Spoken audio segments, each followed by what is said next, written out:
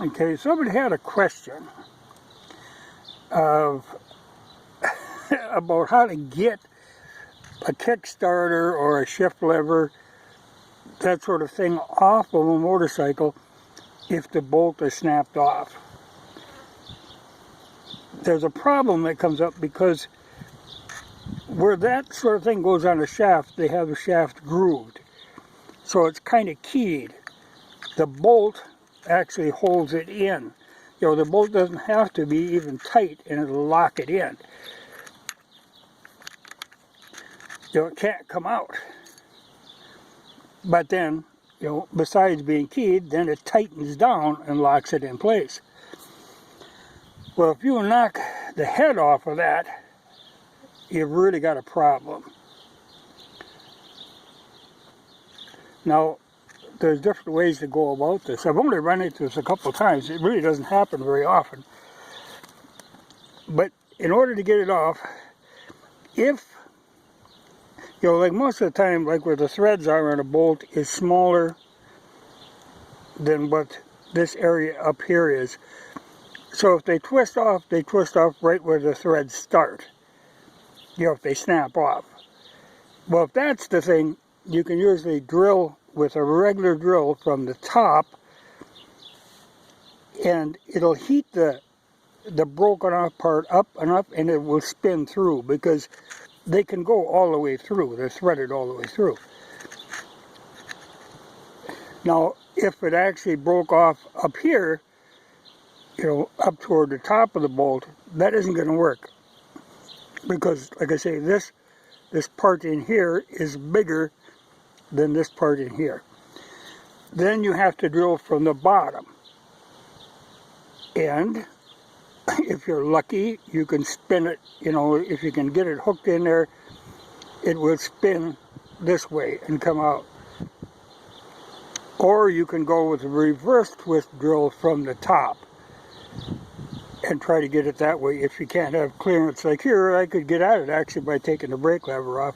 This is an old 125 Elsinore that I'm scrapping out because it was converted for flat track use, and it's too far gone to be brought back to original, though there are a lot of good original parts on it.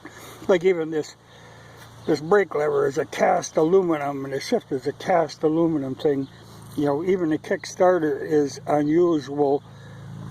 Like here now, you find there's a bushing on here, which you don't normally run into. Usually it's just a bolt, but Elsinores were a different sort of thing. But drilling is the way to go. You know, if you really get in a bind, I mean, it's probably possible to cut that out of there, but boy, there's so much damage that could be done doing that. You know, because that shaft is hard, you don't want to get that heated. You know, your best bet is drilling. And they'll come. You know, like I said, it's kind of unusual, really. But the unusual tends to happen. Because like I say, usually if they snap off, it'll be right where the threads start, because that's the thinnest part of the bolt. On most of them. I mean, this could be something different altogether, or it might not be the original bolt, or, you know, there's a lot of ifs in there.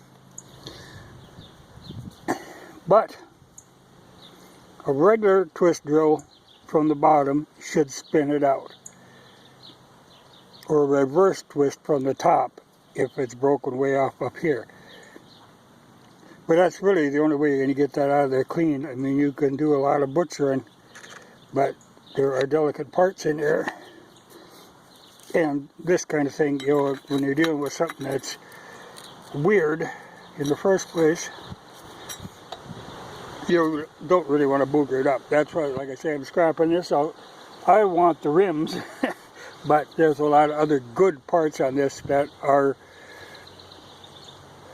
just specifically for the Elsinore. Well, and a TL. I think a lot of parts fit on TL too.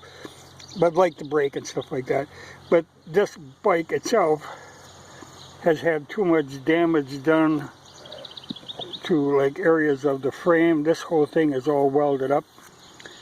And I'm really not into two-strokes anyway. You know, so I'll part it out, but it does have these really good rims that I want to put on one of my 500s. And there's other parts I can use on other bikes. You know, so I'll scrap it. But this was the guy's question, and you're going to be drilling. Sometimes it can be hard, you know, to get a clean shot at something like that. If you have to pull a motor, you have to pull a motor. But because you have to really get a clean shot, you know, and you want a drill bit that's just slightly under the size, because you don't want to tear them threads up unless you have to. I mean, if you have to, you can always go back and helicoil it, or you could drill it bigger and put a bolt all the way through and a nut on the bottom. That could all be done. But the cleanest way is the right drill bit, the right size, very carefully centered, and punch down through there. And anytime I've run into this sort of thing, I mean, eventually the bolt gets warm and the vibration, you just very seldom have to drill them out completely. You get, like, because it's only really threaded on the lower portion. It has to be that way so it can clamp. But I bet you get about halfway through there, that baby's going to spin right out of there. So it can be done. It's always a challenge. You know, I like messing with that sort of thing. I used to do a lot of that where somebody would screw up and strip out a bolt, you know, then bring it to me, and I would play around. I like the challenge. See, this is different in that they use a small bolt and then a spacer that actually locks into here, but they still use that bolt goes down and fits in this to key it. But usually this is a slightly different design than what I've seen before. But that's the Elsinore for you. But chef livers and stuff, they all use that same keyed system. It's not uncommon on things like even brake pivots, you know, because that way if your bolt comes loose, doesn't really matter, it still hangs in there and locks the piece in place. But I hope that helpful, and good luck. But whew, you know, you have to approach it like surgery. I mean, you have to have, you can't just go butchering at it. You have to make a plan and line up to get a very clean shot at it. You know, but a good drill bit will do her. It can be done. And I have done similar to that, and I know it can be done. It's better than, you know, just using the brute force kind of method. That don't work out. Never works out well. So just take your time, and with the right equipment, it can be done.